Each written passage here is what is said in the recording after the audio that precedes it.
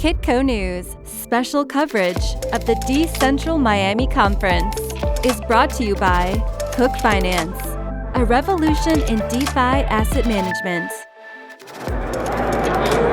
It's the second day of our coverage at the Decentral Conference in Miami, and joining me right now is Hong Fang. She is the CEO of Okcoin. Hong, it's a pleasure to have you on the show. Thank you for being here. Welcome back to Kitco. Thank you. Nice to meet you finally in person. First time speaking in person. Yes. Wonderful to see you in person. Same here. Okcoin is one of the largest exchanges in the world. We'll be talking about your latest projects and developments. I want to talk about Bitcoin first and DeFi. So I asked this question to a few of my panelists already. Bitcoin is a store of value. Can any other project or coin compete with Bitcoin as a store of value? My answer is obviously going to be biased when it comes to store of value. I think there will always be a monopoly. Every value concentrated in the most sound money. And to me, Bitcoin is the most sound money. Not only in the sense that it's programmable, it's electric, and it's divisible, but also because it is very stable.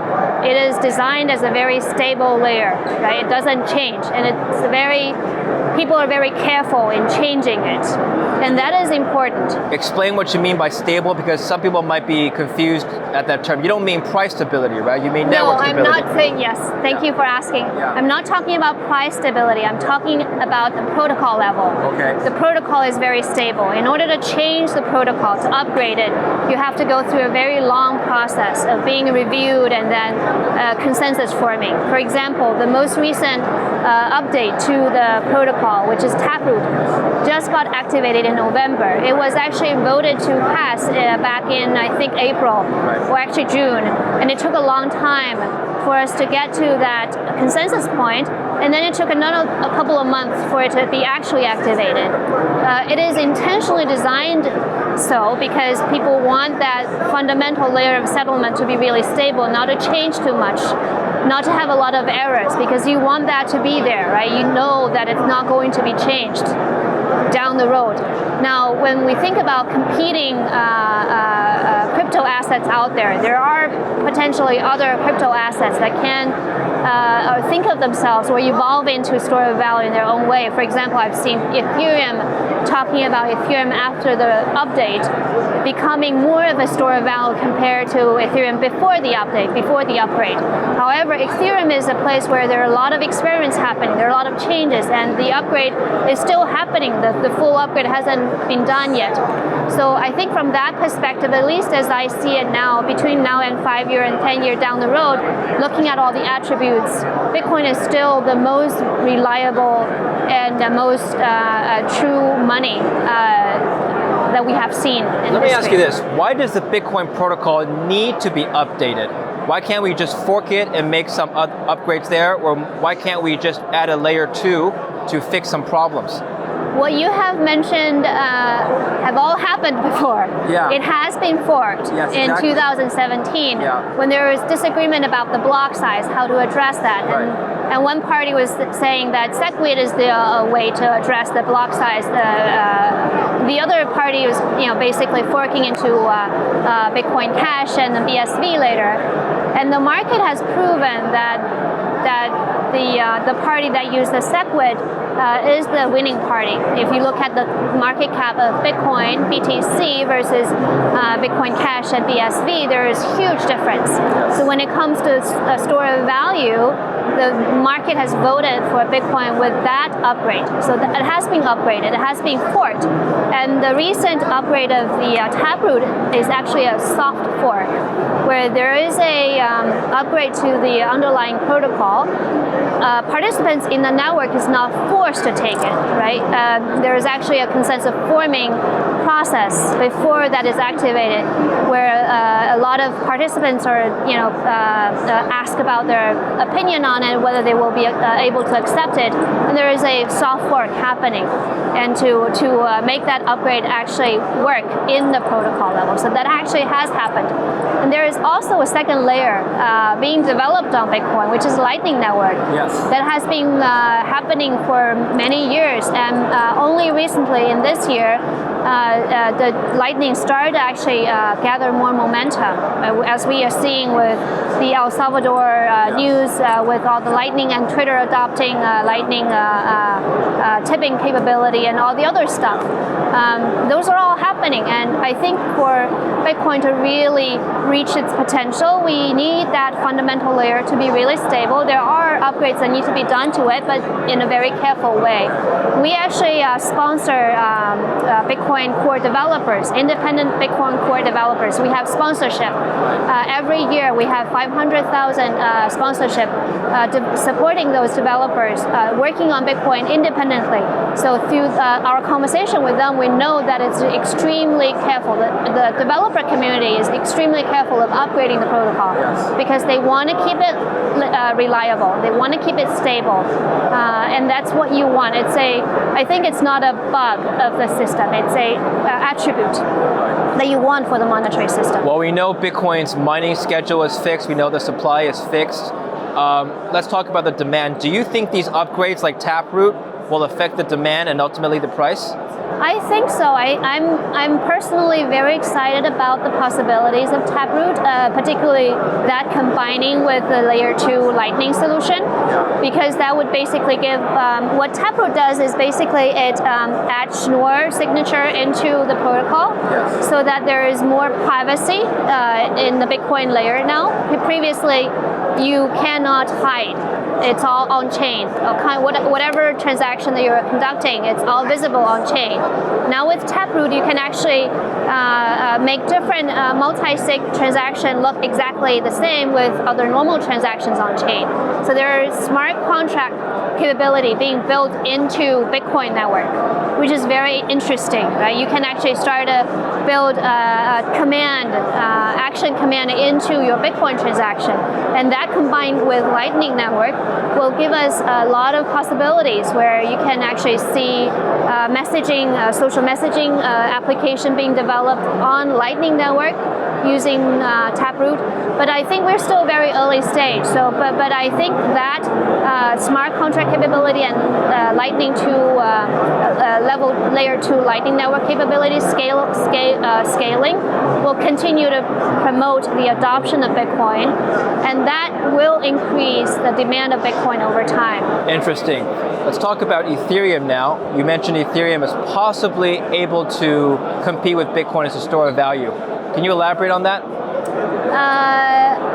I think that is the key word is possibly. It's possible. I'm not an expert on Ethereum. That's a caveat. So I have those conversations with my colleagues. Some of those are very strong Ethereum maximalists or supporters. But what I've learned is that Ethereum, after its recent upgrade, it changed from proof of work to proof of stake. And that change, together with the burning mechanism, where when you have transactions happening on Ethereum network, you take those transaction revenue. Some of those transaction revenue going forward is being burned so that the monetary supply on Ethereum will going forward will be somewhat capped or even going down, thereby adopting a deflationary feature into Ethereum. So that will give it a little bit more store of value possibility when you think about the price of Ethereum over time. This is an interesting conference because one of the themes of this conference is the evolution of traditional finance, or some would even go as far to say that traditional finance is going to die completely and perhaps evolve into something completely new. I don't know if I agree with that, but anyway, that's the sentiment here. So given that people are starting to think that way, what role do you think cryptocurrencies play for a traditional financial institutional investor? So suppose you have a fund manager who's 60% stocks, 40% bonds, and now they're thinking about investing into cryptos and allocating a portion of the portfolio into cryptos.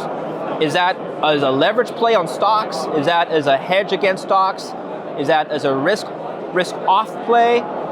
What's the mentality there of buying cryptos? I think for institutional investors, it's not a question of whether they have allocation into crypto assets at this point. It's about how, right? How much you want to invest, where you want to allocate your crypto allocation. And different institutional investors may have different angles. Some may look at the inflation hedging and put more into Bitcoin. Some may take on a VC type of mentality, right? Have a portion of allocation into Bitcoin, which is quote unquote a safer investment in crypto, and then have another like allocation into those more experimental crypto assets that have higher volatility, higher upside, but also higher failure rate. So it really depends. I think just like retail investors who will have their own risk appetite, their own investment goal, institutional investors will also have different allocations based on their risk appetite and how they assess the risk reward. I understand. That's a good point. It's not a matter of if they're going to invest, it's a matter of how. So or they're becoming irrelevant. Or they're becoming, oh wow, that's a strong statement. What about NFTs? Do you think NFTs can play a role in an institutional investor's portfolio? I think so. But just like, I tend to think about NFT in two different ways. One is something more analogous to art collectibles, right? When you think about it in the traditional analogy, gold as a part of the investment portfolio, and then some people would like to actually invest in collectibles, invest in art pieces. Historically, when you think about traditional financial investors or institutional investors, it would be hard for them to do that because generally institutional investors have their investment mandate. Most people, if you are in a fund, you won't be able to go and buy art pieces. But now when you have actually electronic version of it in NFT, you may be able to go back to investor and say, hey, there is a new category of investment, illiquid investment, but it's not in stock, not in bond, but it's in NFT, which is comparable to art collectibles. Would you be interested in doing this? Do we want to adjust the mandate? That's a possibility. The other possibility is not as art collectible, but as a native token in what do you call it, blockchain gaming, right? That basically create a new ecosystem of its own.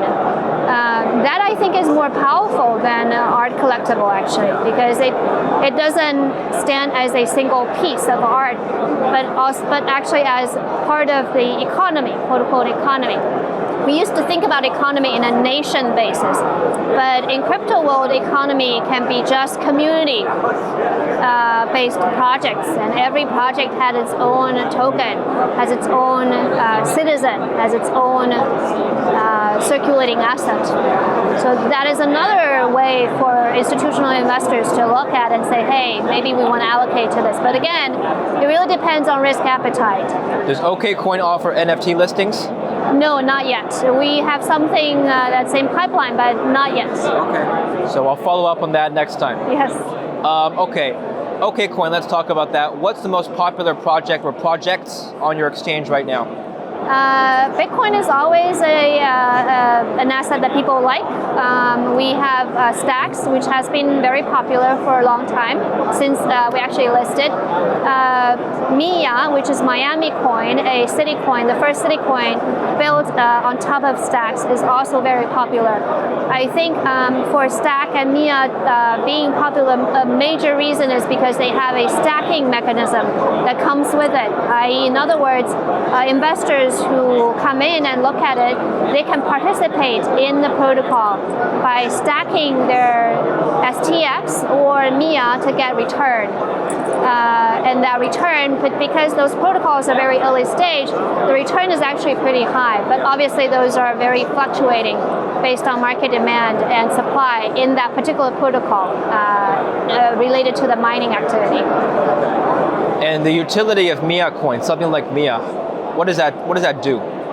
So MIA is an interesting experiment again. It is a community-based project built on top of big stacks where 30%, so there is a mining system related to it. And you basically mine STX into MiamiCoin.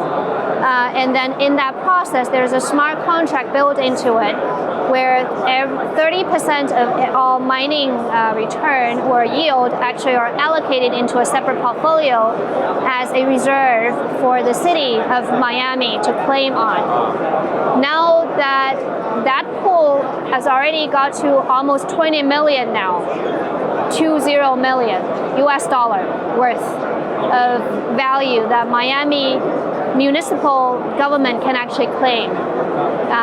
And they can use it for anything they want to benefit the public, right? And there's also a lot of a big community building on top of it where they want to build different applications where MIA can be used and they can help the community participate in the civic engagement. They can let the citizens participate in policy making and influencing how the municipal government make their policies, which I think is very, very interesting. That's the first time where you can actually start to connect municipal policy making with public market price. Previously, there's no optionality for that. Previously, when we think about policy making, you commingle federal policy making with municipal policy making, right? When you think about, for example, US dollar versus pound versus Japanese yen versus Chinese yuan, those are just representing not only economic development of each country, which is a result of various policy made by the government, but also a result of monetary policy decisions made by the central banks of each government.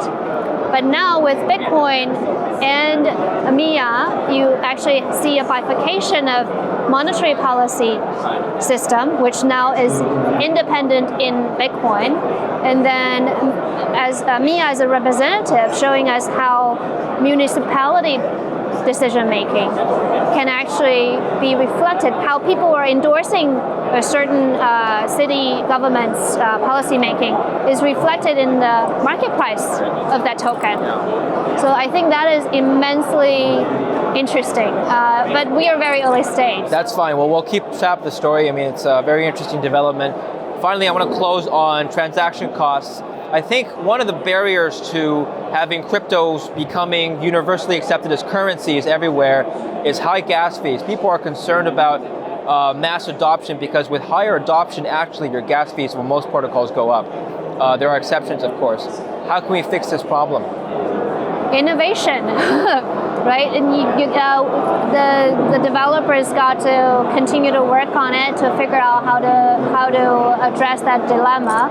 For Bitcoin, the same thing, but part of it is also there is a SATS mode that we recently launched, which I think can also help people change the mental framework, and also there is a second layer development that has to happen on top of Bitcoin, on top of all the other first layer chains, where some of those settlement can happen not on the first layer chain, but on the second layer or third layer.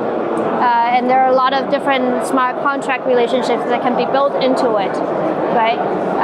So I think those would be how you address it. Continued innovation that drive new layer one chains, and then second layer developments on top of those layer one chains. What will it take to have 1 billion people around the world use DeFi? Oh, that's an interesting question.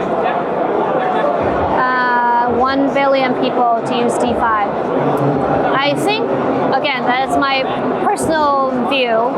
I think what needs to happen first before that 1 billion DeFi adoption is you actually have to see 1 billion adopting Bitcoin first.